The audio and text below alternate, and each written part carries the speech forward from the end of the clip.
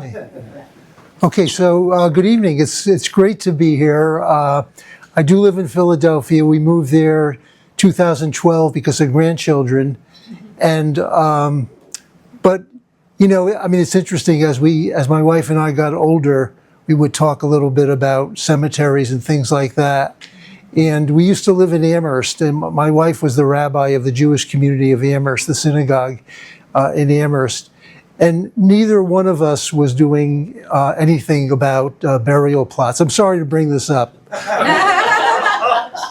But one day I called the Jewish community of Amherst to see if we could get a plot, and we could get a green plot there. And I thought for spending 25 years in Philadelphia, I could get eternity in Massachusetts. And so that's what I have. We'll be in Shutesbury, which is a very nice place. Okay, no more talk of that. But it really is good to be here, and I thank Ryan for inviting me. Ryan's been here, I think, less than 3 years, and he didn't know that I gave a similar talk about 9 or 10 years ago. So maybe it's a new generation of people here. I'm not sure, but thanks for coming out. And it's been great for me too. I mean, anxiety provoking, but also to sort of get back in the book and things I haven't looked at in a while. And it's good to be able to do that. So it's a big book. I mean, a lot of it was done through my career here at North Adams State College, MCLA. I started in 1978, and I taught there till 2010. So I was there when Sprague was still a very much ongoing operation. There was manufacturing going on in a number of different areas. I had great students from the area and also from out of the area who were interested in doing research. We had a class where students went out in the community and learned how to do interviews, would come back and try to sort of figure things out. Where does it all fit? It was a course called Social History of North Adams. And then in the mid-'80s, to sort of celebrate the 50th anniversary of the New Deal, we decided to try to figure out what was going in North Adams during the mid-'30s. And of course, there were still people alive then who'd be able to talk to us, but there were other kinds of records we could look at as well. So a lot of that sort of came together in various kinds of notes, interviews, archives that I got involved with to sort of put this book together.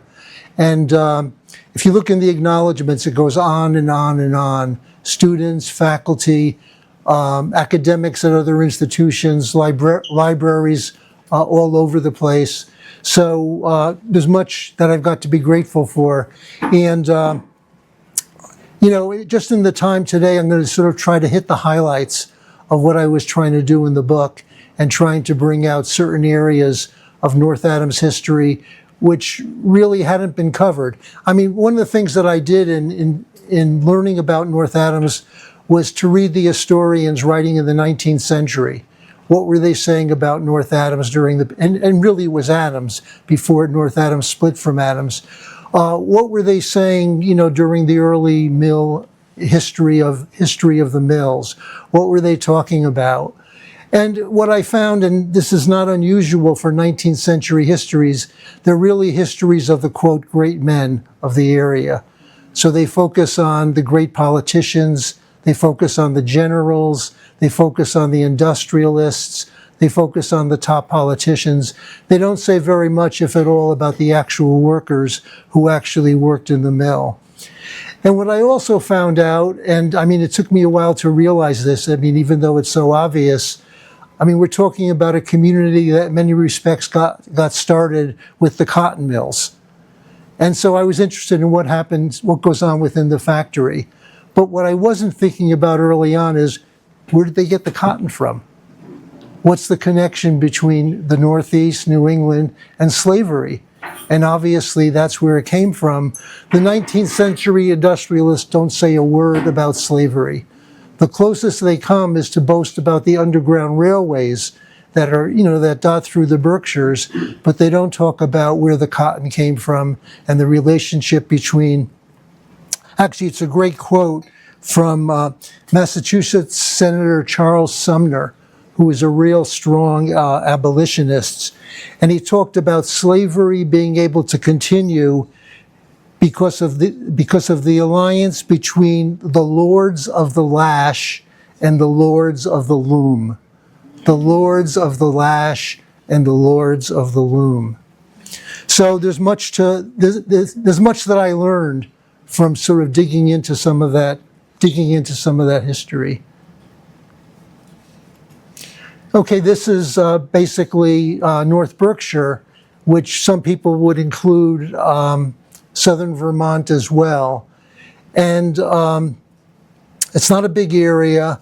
I mean, just for comparison's sake, just to sort of bring in another area that's in the news now, North Berkshire, without including southern Vermont, is just a little bit bigger than Gaza in terms of square miles. So it gives you a sense of how small Gaza is and how small northern Berkshire is as well.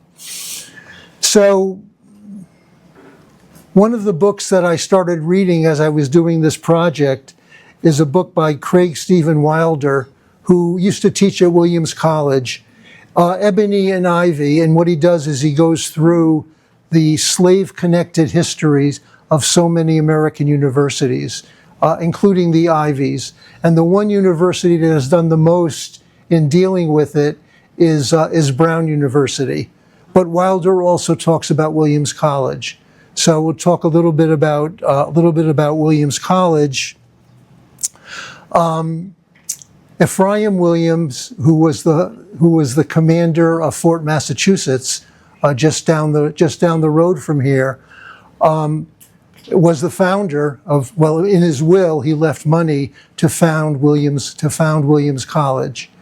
What the 19th century historians don't tell you is that he also was a slave owner. So in his will, besides leaving all of his other property, he left three slaves to get the money to take care of his mother and one of his brothers, I think, and then the rest would go to building a, quote, free college in a town, if they named the town after me. He actually said that, and if that town stays within the borders of Massachusetts. Yeah, this is from the will. His peace of mind was purchased by his land and slave holdings. He gave £100 to each of his three sisters. He instructed his brothers to provide their mother an annual stipend from their inheritance. My homestead at Stockbridge. His father, Ephraim Williams Sr., had first come to Berkshire County in Stockbridge as kind of a missionary type to sort of Christianize the natives that were down there. And he didn't get a very good reputation in terms of the way in which he got more and more land there. So there are the slaves: Moni, an adult woman, a boy named London, and a girl called Chloe. This is William C. Plunkett. You've probably heard of the Plunketts of Adams. So this is the father figure for the Plunketts, an Irish immigrant, born 1799, died in 1884. And he first got in the cotton mill business in 1829. He managed a small mill in Adams. He was very good at it. A couple of years later, he became the sole owner of it. But he also got very involved in politics, and he was a member of the Whig Party during that period of time. He was a state senator, and in 1854 he became lieutenant governor of the state of Massachusetts. The governor at the time was Emory Washburn. Now, just a few years earlier, in 1850, the federal government, through some kind of sort of compromise, had tightened up on the fugitive slave law. There had been one on the books, but it wasn't very well followed. This Fugitive Slave Act of 1850 said if any slave in the North or anywhere else has escaped from their plantation, they have to be brought back to their plantation, whether they're found in Virginia or Maine or Massachusetts. And in 1854, there was a very famous case of a man named Anthony Burns, who had lived in Boston for a number of years. He was an escaped slave from Virginia. And you wouldn't be surprised that in Boston, most of the population of Boston was very much opposed to slavery and was opposed to the Fugitive Slave Act. Folks back in Adams felt the same way. So Plunkett, even though he came from the Adams area, and even though he represented them, he was in favor of the Fugitive Slave Act. And so he supported Emory Washburn, the governor at the time, in not doing anything to stop the capture of Anthony Burns. There was a court case, and the court sent him back to Virginia. So I just want to sort of bring that up in terms of some of America's, original sins, that it finds us wherever we are. So let's move to the Hoosick Tunnel. I guess the first area that this area gets national attention for building the Hoosick Tunnel. It took a long time. I mean, people weren't always working on it, 1850 to 1874, because it took a long time to actually find the nitro, right? Which I think made the difference in terms of actually being able to build the tunnel. Mechanically, they had a lot of problems. But I mean, it was a very interesting period of time, a very difficult period of time. There would be as many as 1,000 workers, Irish, Italian, French, Canadian, working on the railroad. Very, very difficult conditions. You can see a little bit of the shanty town in the middle photograph, and the men on the bottom. And there's a family on the top.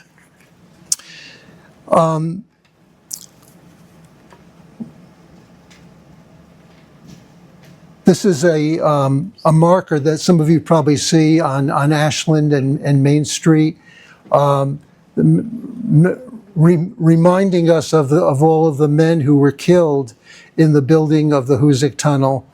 Chuck Cahoon, who died just a couple of years ago and was the president of the North Adams Historical Society, took it upon himself to try to find out the names of each of those 195 men.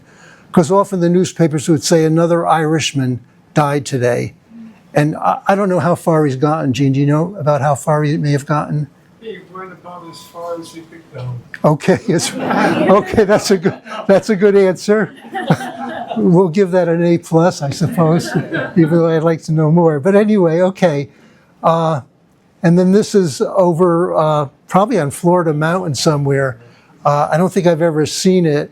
Obviously got a photo of it from someone of the worst accident in the building of the Hoosick Tunnel, where nine men were killed in the central shaft. So there's an opening on one end on the east, there's an opening in the west, and then they made an opening in the central shaft to go down. And I was just talking to Gene before. One of the most famous tunnelers is a man named Thomas Mallory. And he's famous because when there was an explosion and gases coming out from what was going on in the central shaft and men were missing, Mallory volunteered to go down and try to find them. So they roped him down. He came back. He had fainted from the noxious gases. And he went down a couple more times, but no luck. He just couldn't find anybody. Very, very interesting character.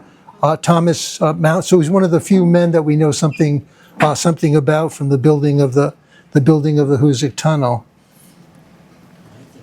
This is after the tunnel was already built. Men just riding through the tunnel. Another period of time in which North Adams reached national attention.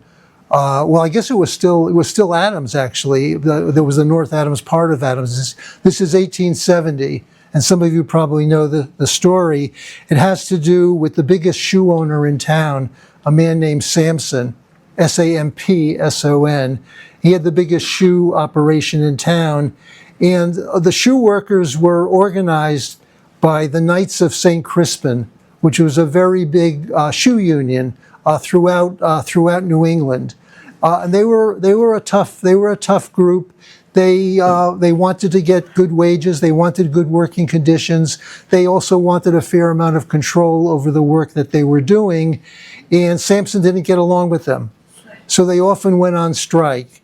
And the St. Crispins would stay around the factory, and if Sampson would bring in a new group of workers to break the strike, they would intimidate them or coerce them or just maybe be polite. I don't know exactly everything they do, and they just left. So Sampson wasn't able to get a workforce. So unbeknownst to many, he sent his assistant to San Francisco to bring back 75 young Chinese workers to work at the factory. They were teenagers, 17, 18, maybe even younger. We don't know if they even knew they were brought in to break a strike. So they came in 1870, and this is the first picture that Sampson had taken of the Chinese workers standing in front of the mill, which actually was on Marshall Street during that period of time.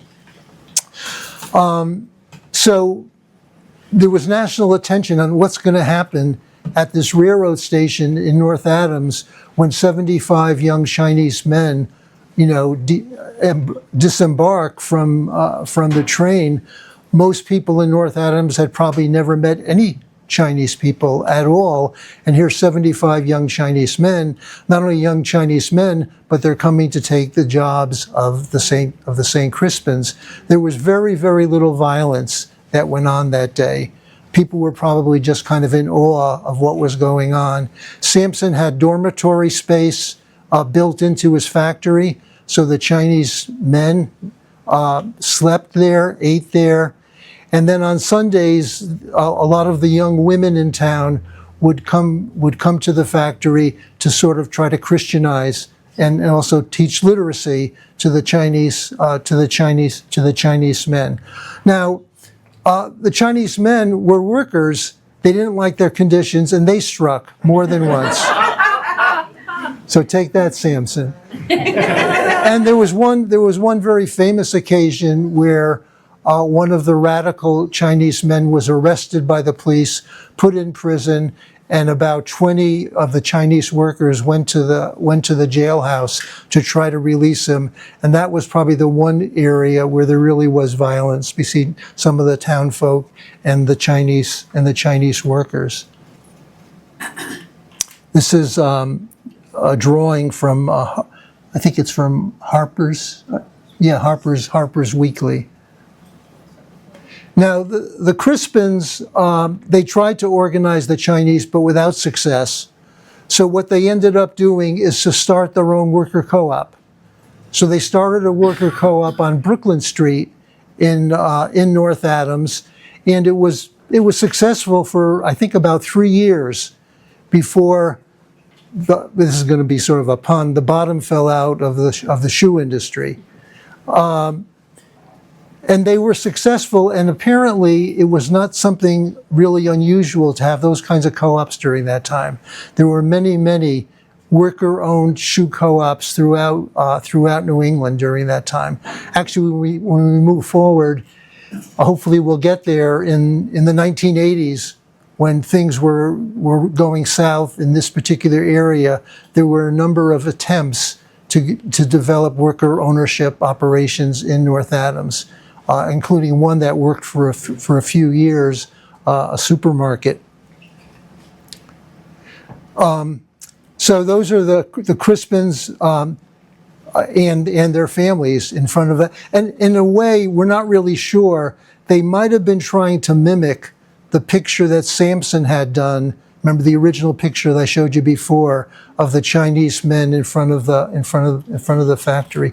There's a wonderful book by an art historian at Mount Holyoke College, Anthony Lee, who has written a beautiful, very deep book about those Chinese workers and what they were really all about. Because what you get from Sampson is just sort of a group of people. And what Lee does is individualize them. He shows them when they went down to it might have been Eagle Street, to get their picture taken, and how they dressed up in their, in their home Chinese outfits, not their work outfits, and what that might have meant in terms of the culture they were trying to maintain. Okay, some of you may have seen this mural. It's on the North Adams Housing Authority property on Ashland Street. And let's see, it's actually, he's all the way through, but it's Lu Gim Gung. And most of the, well, okay, so you had the original 75 Chinese workers. You had strikes. Some of them left.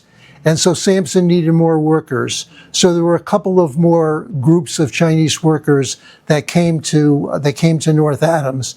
In the second group, we're not sure, this man Lu Gim Gung came. And by 1880, all of the Chinese workers had left. Their contracts had expired.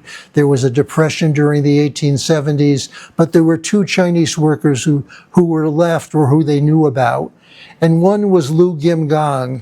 And Lu Gim Gung was sort of adopted by Fanny Burlingame, who came from a very wealthy family in North Adams. She met him on those Sundays, and she learned that he had a horticultural background back in China. And she had land in Florida, in Leland, Florida. And he had health problems, so he ended up going down to Leland, Florida, very experimental in the work that he did, and he came up with a frost-free orange, which, we're glad they have him. And he became very famous in that particular area. Probably more well known in the Leland, Florida area. I think there might even be a street named after him than necessarily in North Adams. Anyway, we could talk more about this mural later on if you want to. I find it really unusual. I've been in contact with the artist. I've talked to people who were involved in setting sort of the limits of what the mural should be. And I mean, in one respect, you've got this huge mural, in North Adams, of North Adams history, and the focus is on a guy who was a strikebreaker. I mean, that's one way of looking at it. There are other ways of looking at it as well. So anyway, it'd be nice to have a discussion about it. I remember very well when I first came up for an interview at North Adams State College in 1977, and I was living in Amherst and didn't know the best route to get up here, and ended up going through Adams, and all of a sudden, William McKinley. Like, why is there a statue of William McKinley George Washington, Abraham Lincoln, but William McKinley?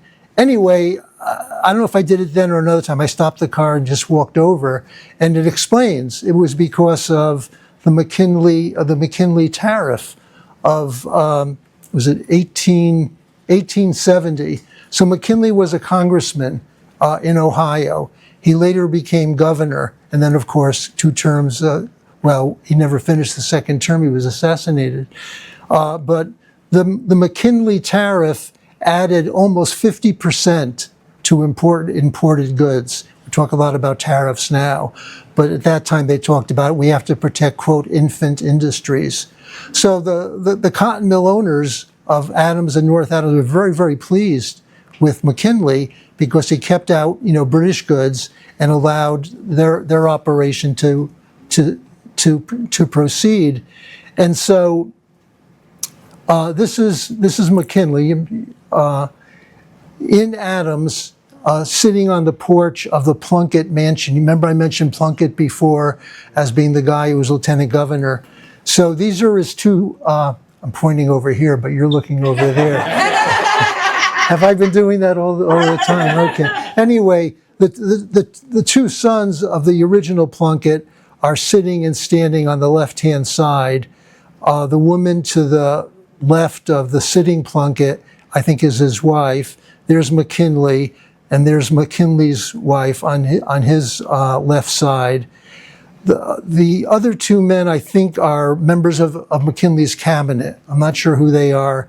And the younger women are nieces of some of those people. I'm not really sure who they are. Eugene Mikolenko, who runs the Adams Historical Society, may have more information. But anyway, Plunkett came to Adams 3 times, and he stayed. He was treated very well by the Plunketts. And in 1901, I think this is right outside the library, McKinley spoke to. You could see a huge crowd. This is when he's president. Yeah, it was June 26th. Oh no, it was 1899, not 1901. So continuing with the motif of the tariff and textiles, this is Arnold Print Works around the turn of the 20th century. And so those buildings are buildings where Mocha is now. There were some earlier APW buildings that burnt down, then it got rebuilt on the current site. And Arnold Printworks, as you probably know, came to be the largest printworks in the world. They had at one point over 3,000 workers. They had an office in Paris, an office in New York, where they would show their materials, and it was vertically integrated. They owned 4 other cotton mills in the area. So from the cotton mills, they'd get the fabric, then they'd bring the fabric to Arnold Print Works, and then they would print it. And one of the people who later became president of Arnold Print Works was A.C. Houghton, who became the first mayor of North Adams, and actually bought this building for the city of North Adams. Yeah, I think I'm right on that. Okay, in order to get the work done at a lot of the mills, there was child labor that was going on. This is a photo taken by Lewis Hine, Hine, who is a very famous labor photographer who worked for an organization that was opposed to child labor in the United States. And what Hine would do is to go around the country taking pictures and interviewing children working in mines, mills, and other places as well. So this is actually the Eclipse Mill on Union Street. And the boy with the pipe is Albert Duquette. And some of this work in terms of identifying comes from Joe Manning, a wonderful, wonderful guy and historian who died a few years ago. And he became very much interested in the work that Lewis Hine did and the work that took place here. Albert Puggy Duquette, his father also worked in the cotton mill and fought in World War. Well, no. Puggy, because this is 1911, so he fought so maybe he's 12 or 13 there. He fought in World War I, and he later became a professional boxer, and died young, not wearing shoes either. This is another photo from Lewis Hine of Addie Card, who was working in one of the mills in North Pownell, Vermont, which later became part of the Berkshire Fine Spinning Associates, which were the Plunkett-owned mills all throughout this area and even into Rhode Island and other parts of New England. It actually, when the cotton industry was pretty much going downhill, they merged with Hathaway, and so you get Berkshire Hathaway, which you've all heard of, and which later became much more of a conglomerate than anything else. But Joe Manning discovered that her name was Addie Card, and she later he later did some work on her descendants, people who came after her, to see if they knew about her, and he's done a lot of that work. I mean, you should go onto his website. It's a great website. And he never wanted to put it together in a book. He wanted it to be free and open for everybody to see, which I guess embarrasses me a little bit. Some famous people came through the area. That's Jean Debs. What year was that? That's 1898. Well, this is a famous picture of Debs. This is later, when he's going against World War I, which actually puts him in prison. But that's the iconic picture. But he spoke in Adams in 1898 in Adams, and it was in front of a mostly German socialist audience, Socialist Labor Party. And I know there are, I remember a librarian, I think at MCLA, telling me there was a whole stack of German socialist newspapers, I guess still waiting to be translated somewhere. It was so he spoke there, and then in 1925, Clarence Darrow spoke in the area also, spoke in about 4 or 5 different locations. And the topics of his talk were, he was very much against capital punishment. He talked a lot about poverty as being the cause of crime and things like that. How are we doing with time? Okay. Okay, this is the Depression. I think I mentioned before, I did a class on the New Deal 50 years after, but of course that takes you to the Depression as well. And one good resource are the city's annual reports, which the library has a compendium of. And this is the report of the dental clinic that would go around to do free dental care to the school children of North Adams. And I'm just sort of looking at the very bottom line there. The total number of children with permanent teeth extracted, 79. Temporary extraction is one thing, but permanent extraction. So you could see, just in looking at the issue with teeth, you can get a sense of the poverty of the area and the difficulty of surviving during that period of time. It was also a period of mass mobilization in terms of workers. There was a national strike of textile workers in 1934, and the workers in Adams, North Adams, Williamstown, and so on were very much involved. And the typical thing during that time was to have outdoor rallies. So this is a photo of 2,000 Adams strikers. And one of the biggest unions in Adams, which again, it was a Plunkett firm, one of the biggest unions was a Polish union. There were so many workers in Adams who were Polish, and I think at least one of the speakers of this particular rally just spoke in Polish. They would have music also. I think this is in front of the Greylock Mill, which is also part of the Berkshire Fine Spinning Associates, where I understand there are condos going for over $1 million now. Okay, they wouldn't be able to understand it. I don't understand it either, but anyway. This is a good photo. We all are one, and it's reflective of the fact that most of the people working in those mills were women, in the cotton mills and the woolen mills.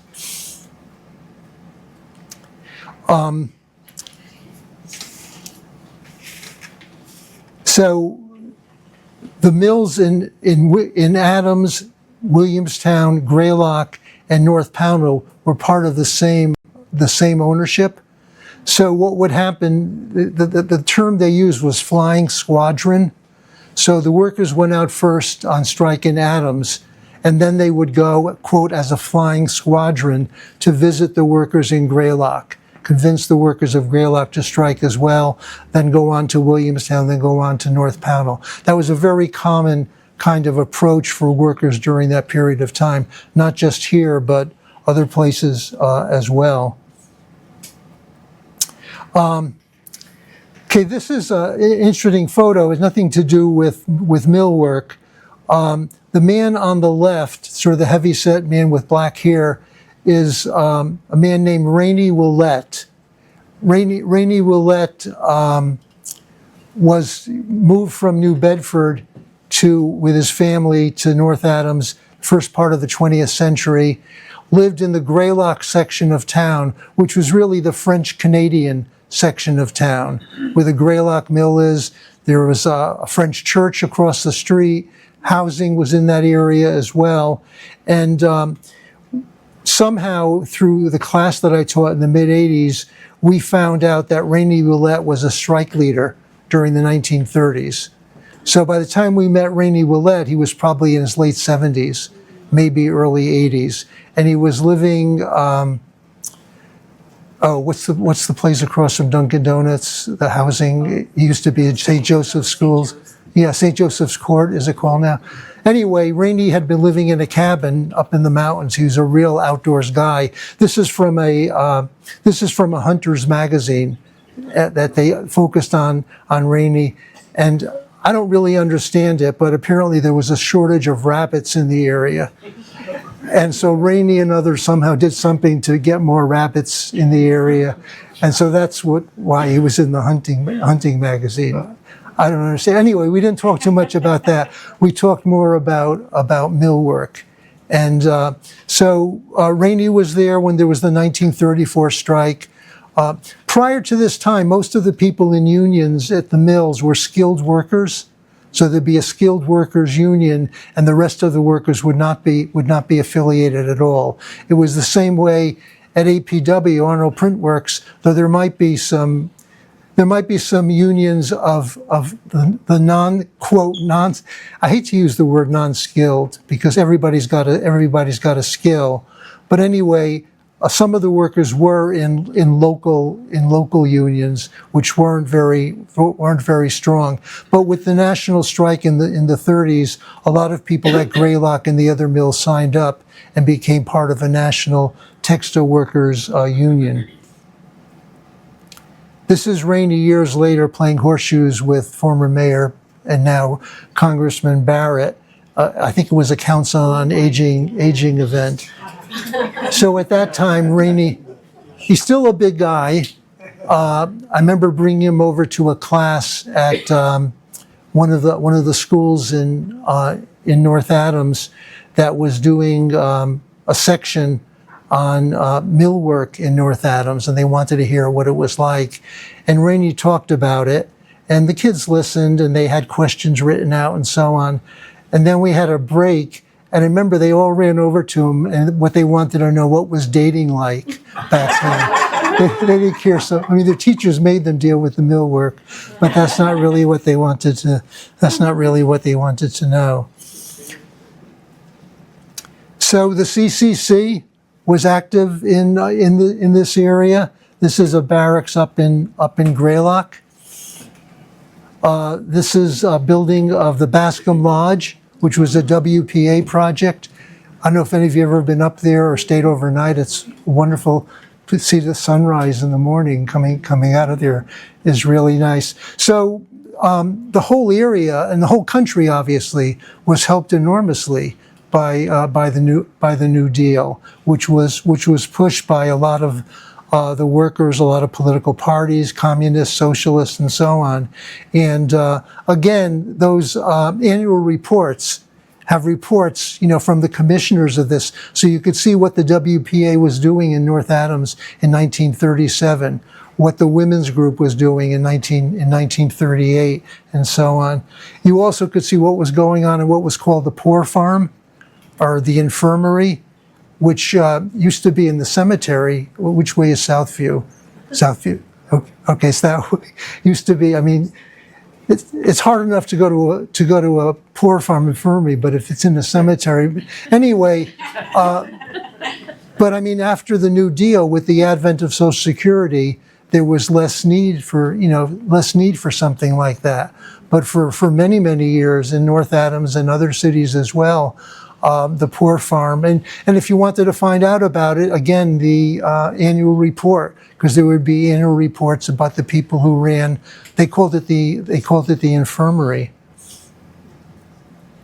Okay, so it announces in 1929 that Sprague Electric, it was called Sprague Specialties, was coming to North Adams, and that was a big deal because there was a lot of unemployment in the area. There was a connection between R.C. Sprague whose father had actually lived in North Adams. So there's some thinking that maybe that had something to do with him coming back here. But there were also the local businessmen in the area gave him a really good deal, apparently, in terms of borrowing money and be able to start up here. So he started up at the beaver mill, and then later expands and expands and expands.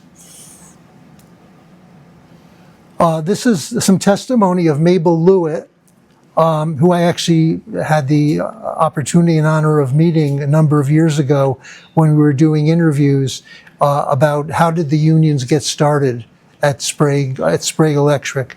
The first thing we did when we formed the union was to stop foremen from having members of their family working for them anymore. Next, we got 4 hours of guaranteed work. It used to be if you came to work and there was no work, they just sent you home. So they got 4 hours of guaranteed work if we reported for work, which is no more than right, and we got rid of gravy jobs. Work had to be divided equally, good and bad. So a union got started at Sprague Electric. The National Labor Relations Board, this is around the time that we get the Wagner Act, which makes unionization legal in the United States. And in order to be a real union, you couldn't be controlled by the company. That's called the company union. The NLRB found that this first union really was a company union. You could meet on company time, you get company stationery, and somehow Sprague sort of gets kind of control of it.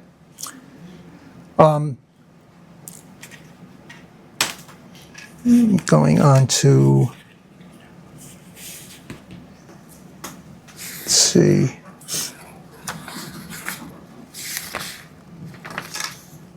I'm blocking on Jerry's last name. Anyway, if I looked in my book, I could probably find it. Okay, let me just check to be sure. That's okay. Anyway, it'll hopefully come to me. In interviewing workers at Sprague Electric about sort of the quote old days, some of them would tell me about this guy Jerry. He said, "Oh, Jerry is a good guy. He was a communist, but he'd buy you a beer. He's a really good guy." We really like Jerry Steinberg. Okay, Jerry Steinberg. I interviewed his widow, who was from North Adams, but at that time they were living in the Boston area. And what I had heard just by being in North Adams, a number of people would say, you know, things were good in North Adams until we went out on strike in 1970. And that really led to the end of Sprague, and maybe we shouldn't have done it. And so the feeling was that workers had been relatively passive up until 1970. Then something happened, they got active, and that was the beginning of the end. I was always a little bit skeptical of it. But when I heard about Jerry Steinberg, a communist organizer, I wondered if I could find out more about him. And Jerry Steinberg was a member of one of the early CIO unions, UE, United Electrical Workers Union, which was probably one of the most militant of all the CIO unions. So one day I called up the UE archive, which was in Pittsburgh, and I just asked them, do you have any material on Sprague Electric in North Adams and Jerry Steinberg? And they had a lot. And I just got in the car and went to Pittsburgh before stuff was online. And there was an enormous amount of material. And what I found out is that UE tried to organize at Sprague Electric, just like they were organizing at any capacitor plant. I mean, they wouldn't want one capacitor plant to be unionized and another not, because that would be competition in terms of the wages. They'd want the wages to be the same and to be higher. So Jerry was hired. Jerry worked there. Actually, Jerry came over with R.C. Sprague from Quincy, Massachusetts, where they first started. I have no idea why R.C. Sprague brought him over. He certainly didn't know what was going to ultimately happen, that Jerry was going to try to organize there. But Jerry did come from there. So, I mean, one of the things that the early unions weren't able to do or didn't do was to do financial analysis. Either they didn't think of it, or they didn't have access to the materials. So if R.C. Sprague says we're having a bad year, you're going to have to take a cut, or we can't give you the Christmas bonus this year, they basically would have to accept it. One of the things that UE could do is to do that financial analysis. So this is just one of the letters that we found in the archives. According to the figures, Sprague is in excellent position and certainly has no basis for bellyaching. Sounds like an old term. As you can see yourself, not only do the assets of Sprague far overshadow liabilities, but the company has also taken the precaution, socking away over $500,000, just in case this gets a little dull. So they're able to. So UE is able to get that information. They put out pamphlets to people. They go one-on-one kind of organizing with the people, and ultimately there's an election.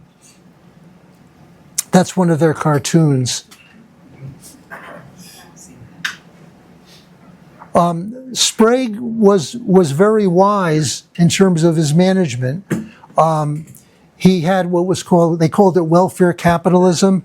You know, like have events for workers, have a baseball team, go out to Fenway Park, have an orchestra. He worked hard on finding the names of workers so he'd be able to talk to them. If they needed a ride going home, he might pull over and give them a ride. So it was sort of that kind of that kind of, you know, family atmosphere is a word that used, and a lot of industrialists, not all, but a lot of industrialists tried to do that during that period of time. Sprague, which started out on Beaver Street, went to Brown Street, went to Union Street, and then I'm not sure, I don't think this is Marshall Street, but anyway, that just gives you a sense of World War II. And again, just as we saw the mill workers before, the cotton mill workers, most of the workers at Sprague were women. During World War II, they were making gas masks, working along with another company in town, Wall Streeter Shoes. Okay, this is 1970. This is part of the famous strike in 1970, and it's referred to as a belly to backside picket line. It wasn't just a symbolic picket line. They didn't want anybody to get through, and very few actually did get through. And this went on for 10 weeks. And one of the reasons I think why the strike took place is because the earlier unions at Sprague, which had been local and relatively weak, had been voted out of office by national unions. So you now have a national, the IUE, International Union of Electrical Workers. You've got Office Workers Union, and there had been organizing by the machinists. So there's three national unions, all having access to financial data, all cooperating with each other, all getting together in terms of contract talks. And when contract talks bogged down in 1970, first one union goes out, the others respect the picket line, then a second union, then a third union. That's Walter Wood, who was head of the IUE, and that's Joe Laura, who's a machinist. And those are picketers stopping a truck from going through in 1970. The strike ended after 10 weeks. It ended with mediation in Washington D.C. The workers got a decent raise. They also got a grievance procedure, which led to the possibility that they might be able to win a grievance. The grievance procedure up to that point basically ended with R.C. Sprague. Now it ends with somebody who's supposedly more neutral. We're beginning to enter the period of deindustrialization. So you see here this chart, which shows you that in the early 50s, 1 in 3 workers were members of unions. about 33, 35% of workers in that period. So, I mean, what that means is if your dad or mom wasn't in a union, the neighbor next door was, right? So people knew what unions were. I mean, that's sort of one thing that could happen. It's not just what goes on in the union, but just the idea of having a union or what a union can do is part of people's, ordinary life. Now it's at like 9% total. So it's like, Daddy, what's a union? It's like, Daddy, what's a tree? Daddy, what's a railroad car? So anyway, so 1970, the Sprague strike, it's still close to 30%. But deindustrialization starts fairly soon after that. I remember I was living not far from Youngstown, Ohio, and the steel mills in Youngstown were closing down in the 1970s. There were attempts to stop them, to have worker ownership and so on. Anyway, you've got the period of deindustrialization. You've got NAFTA during the 1990s, and it just continues. And so this is 11.9, but now it's around 9%. Total, it's bigger in the public sector. So maybe 1/3 of public sector workers are organized. So in North Adams, you've got the teachers who are organized. The nurses. It's not the public sector, but the nurses are organized also. Okay, so 1985, 1986, basically the end of Sprague. There's still some operations that go on, like on Brown Street, but most of the work is basically ended.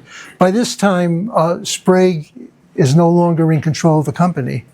It's controlled by Penn Central. And Penn Central, some of you may know, used to be a railroad company. It went into bankruptcy, and it got an incredible tax deal from the federal government, which allowed it to pick up other companies and then basically literally milk them, not literally, but basically milk them dry.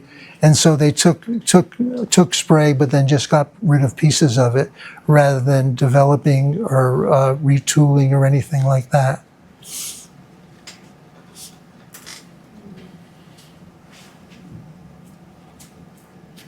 So the mid-'80s were a difficult period of time for many.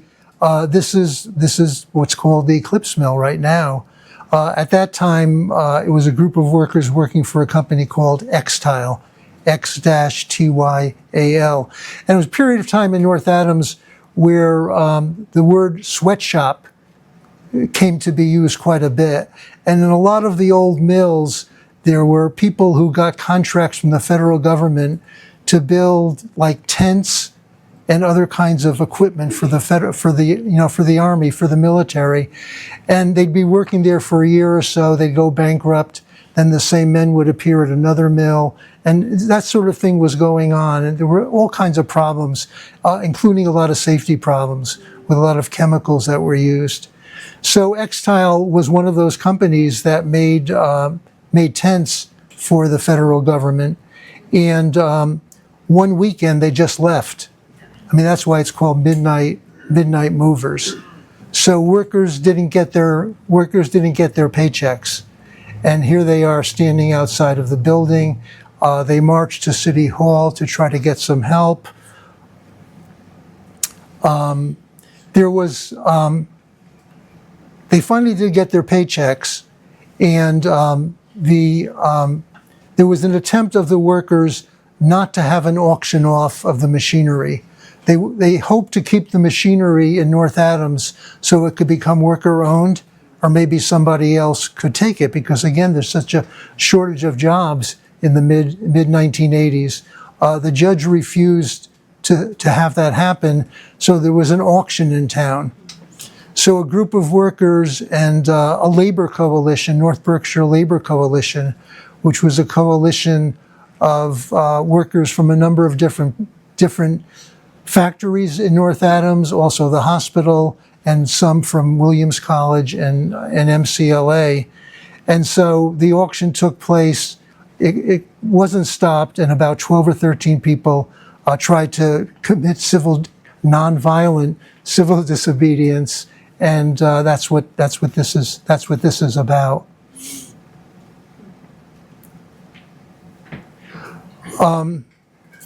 As I mentioned before, we talked about this with the Knights of St. Crispin back in 1870. So out of distress come some ideas. So there were at least 3 examples of workers trying to develop worker-owned assets, worker-owned mills, whatever, during that period of time.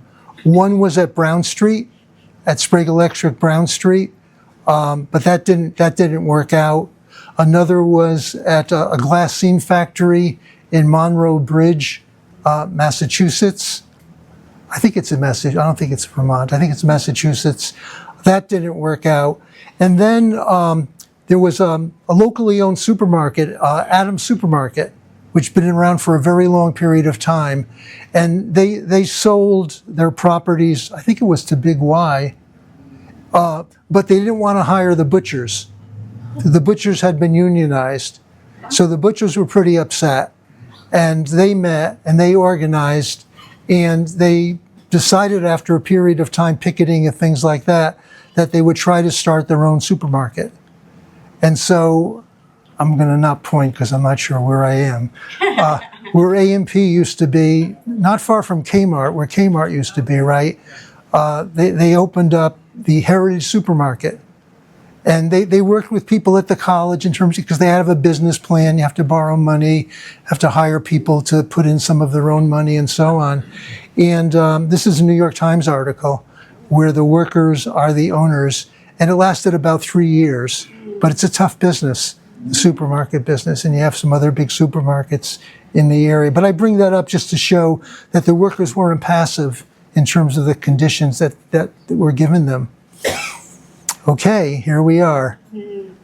This is 1987, and so Thomas Krenz from Williams College comes to meet Mayor Barrett in North Adams, and to convince him of the idea that somehow those buildings where Sprague used to be could be used for art, whether it was going to be art storage or a museum. It's a little bit unclear. Of course, Barrett always says, or used to say, probably still would say it now, he loved the idea of the museum being there, but he wouldn't cross the street to see the art. That was his sort of blue-collar credentials, I guess, right? I remember him saying that. So a lot of people signed a petition that they liked this idea, because what else are we going to do, right? I mean, there were no other opportunities. There was going to be a committee to sort of figure out what to do with those buildings, but it hadn't yet developed, and Krenz had this idea. The governor, Barrett liked it. The city people of North Adams liked it. Dukakis liked it. And Dukakis was able to get the legislature to give them $35 million, which was real money back then, right? in order to get started. So that was 87, and it doesn't open until 99, right? It opens in 1999. That's not there anymore, right? The trees are now going up, not down, going up somewhere. In 2014, well, this is 2011, I'm sorry. This is 2011, and this is a rally in front of City Hall to support the workers in Wisconsin who were getting their collective bargaining rights taken away from them by the governor at the time. So it was a big rally at the time. These are all obviously firefighters. I recognize a young Sean there. He's handsome. He's still handsome. He's still handsome, right? You're on the cover of the book, I think, aren't you? Yeah. Okay, we'll leave that up there for a while. Don't torture you. That's me at the end. There you are at the end, too. We get to see your backside. It's a great shirt. Do you still have it? Yeah. Yeah, there's plenty of times to wear it. So that was 2011. 2014, the hospital closes with 3 days' notice, as you probably all remember. things weren't going so good. The nurses were mobilized, trying to get the message out of what they're doing and the importance of what they're doing.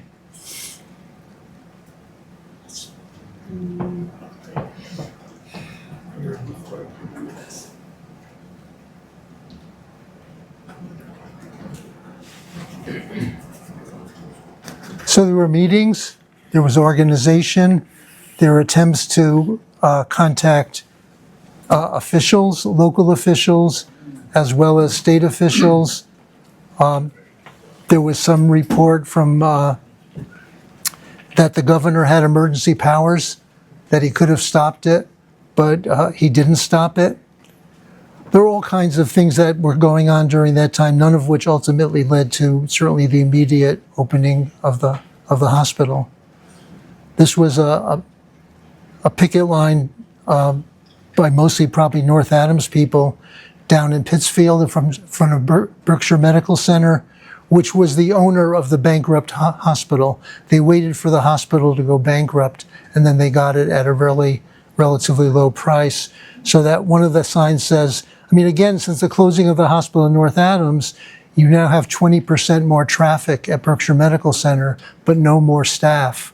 So people are being overworked at BMC. And an organization called North County Cares Coalition got started just to keep the idea going of we need to get that hospital back. And they would usually have vigils once a year or so. That's Dick DeSati, who's one of the leaders. Well, on the left over there.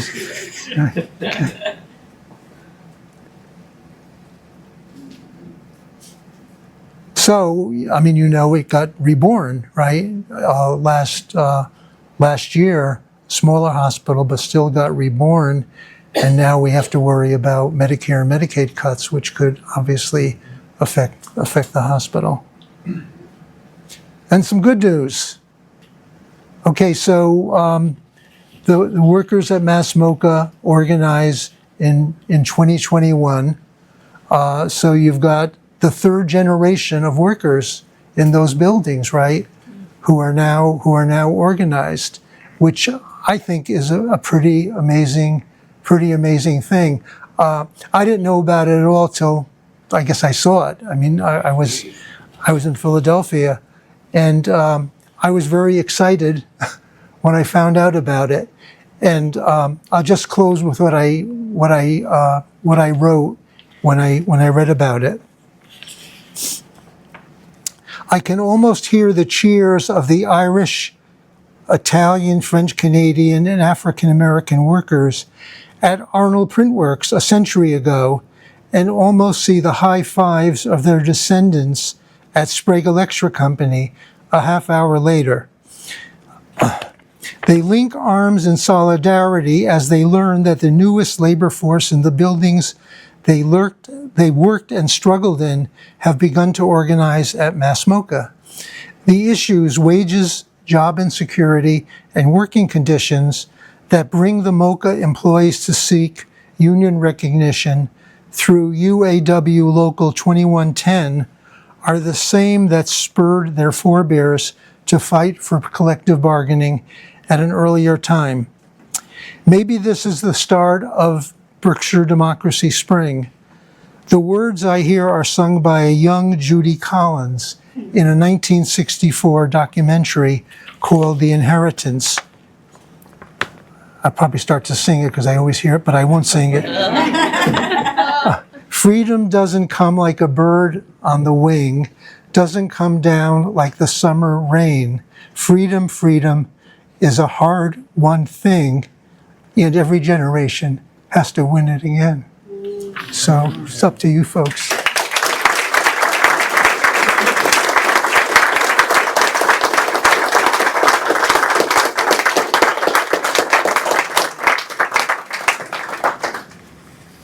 Thank you. So any questions or comments that I could field? I'm happy to sort of chat with you more if you'd like. Yeah. Hi, Ralph Brill. Yeah, hi, Ralph. How are you? So just to throw some light on the McKinley statue, if I may. Sure. So what we found out is that McKinley was an officer in the Union Army during the Civil War, Uh-huh. and as a young one. And at that time, President Lincoln said, you know, we need to have a border that no cotton can come north. Uh-huh. Because if we give money to the South, they will have more guns and so on. So there was a question of how to keep the Plunkett mills open Right? during the Civil War. And the belief is that the relationship between the Plunketts and the McKinley started when he was an officer in the Army. That was able to kind of figure out a way to get the cotton one way or another to Adams. Yeah. And another thing is that if you look in the records, you'll find that the Plunkett's paid for his law degree at Albany College. Okay.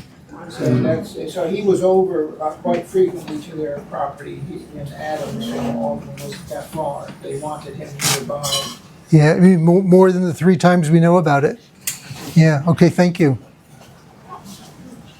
Yeah. Is it true that the other option that was considered for where Massimoka is was a prison?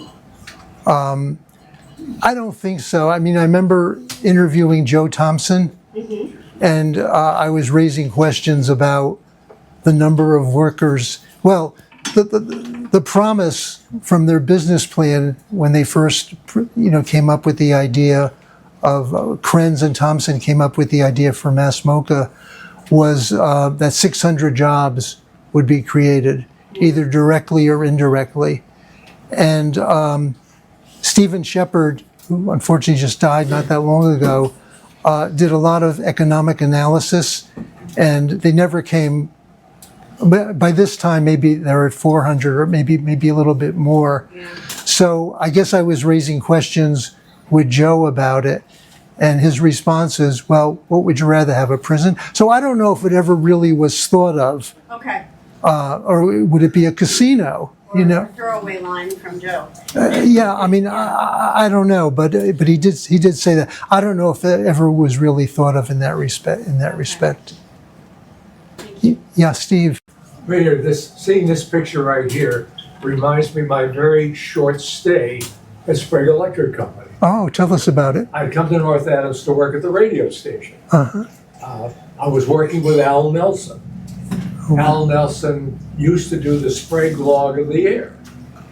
Al left to went to the chamber. Don Thurston said, would you pick up the Sprague Log of the Air? So I did. So I started doing the Sprague Log of the Air while at the radio station. While I was at the Sprague's, Jack Washburn, Uh-huh. said, would you be interested in coming to work at Sprague's? Well, I knew there was no advancement for me at the radio station. It's a family-run operation. So I said, I'll think about it. So I thought about it, and I said, well, why not? So I went to work. So I was in public relations. So I was there just after the strike. Uh-huh. Strike had come on in the spring of 1970, or December or January of 1960. Winter, spring, yeah. Right. And so they said, you want to come in? I said, I'm not going to cross that picket line. I said, I'll be killed before I get to my office. So anyway, so now I go aboard, and my office was that block right next to the Saul Levitt sign, just to the left of the Saul Levitt sign. Uh-huh. So I went to work there. I was doing PR for them.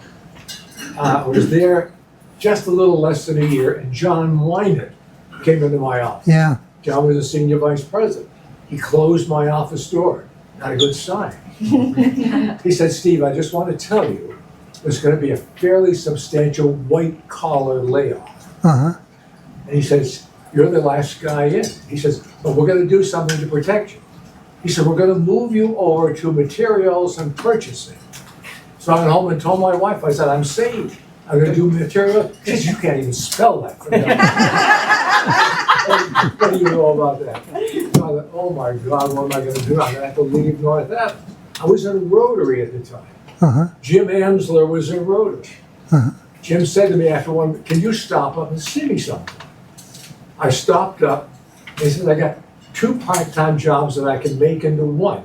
Placement in public relations. You think you'd be interested? You know, as a Pope Catholic, certainly I'd be interested. So anyway, handshake, no search committee, nothing like that. So I started to work in September of '71 at the college. You came in what, in 78. 78. Amsler was still there for a while. Yeah, at that point in time, the union had been formed, Yeah, right? right. So all of a sudden the college is unionized, three different sections, faculty, staff, and what was your group? It was a staff, Staff, faculty, and administration and staff. So 30 years later I left, very thankful, but anyway, That's your office. that was my office. Okay, memories. Thank you. Thank you. Yeah. So, firstly, I wanted to thank you because when I was an MCLA student, your book was a major piece for my senior thesis. So I want to thank you. Oh, you're for such a welcome. great book. You're welcome. But my question is, so, your ending is all about, history kind of repeating itself, the organizing, in the buildings. I guess my question is, in your historical knowledge, do you think that we're repeating history maybe in a negative way in the sense that North Adams was over-reliant on Sprague Electric, and when it left, economically devastating? Mhm. Do you think our over-reliance on Mass MoCA will be economically a poor decision? That's a good question. I don't think I have the answer to it. I mean, I know North Adams as a community is probably the poorest or one of the poorest communities in Berkshire County. The last that I looked.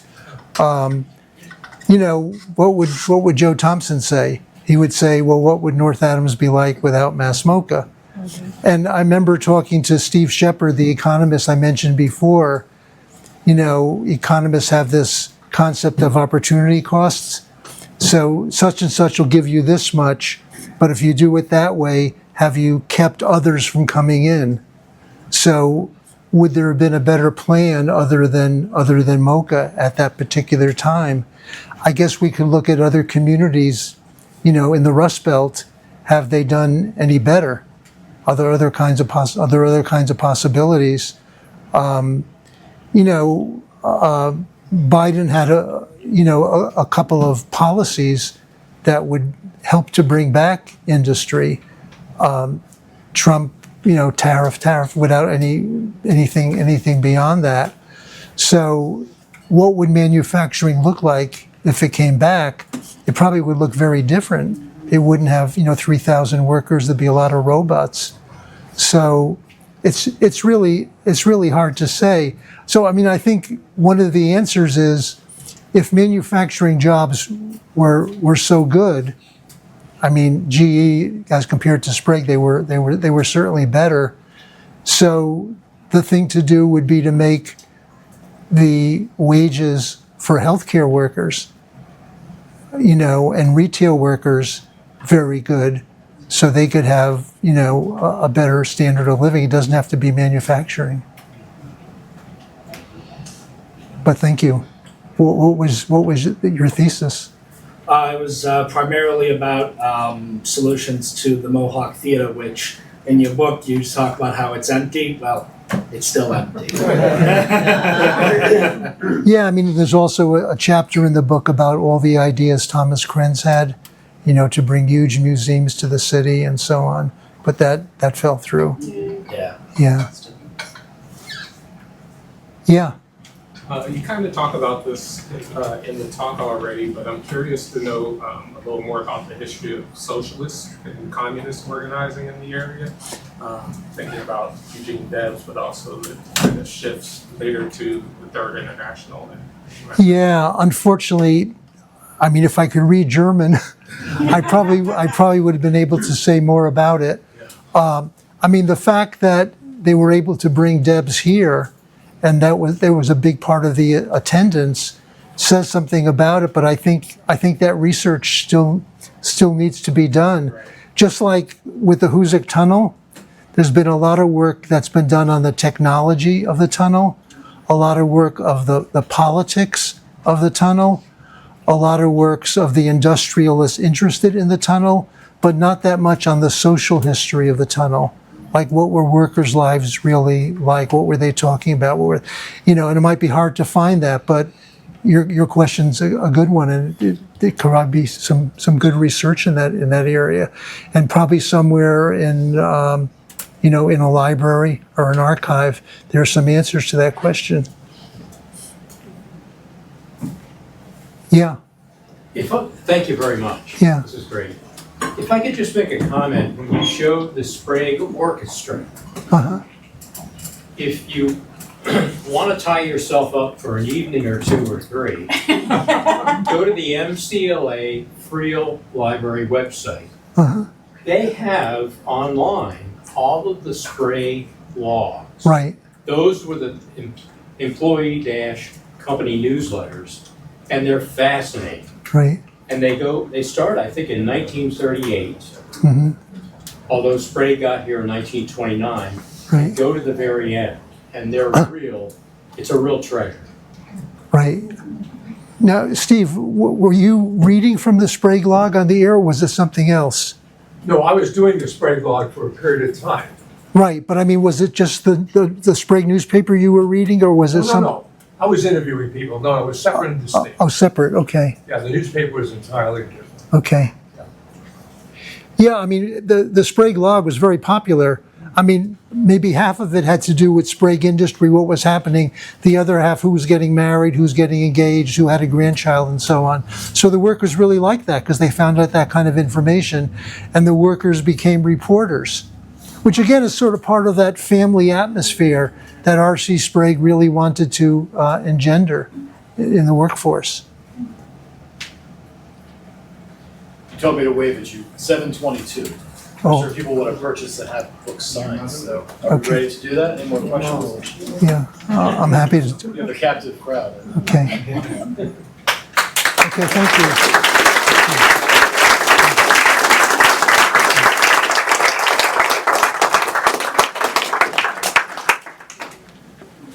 Thanks for coming, everyone. Books are up here for purchase, $20 a piece. Maynard's happy to sign them as well.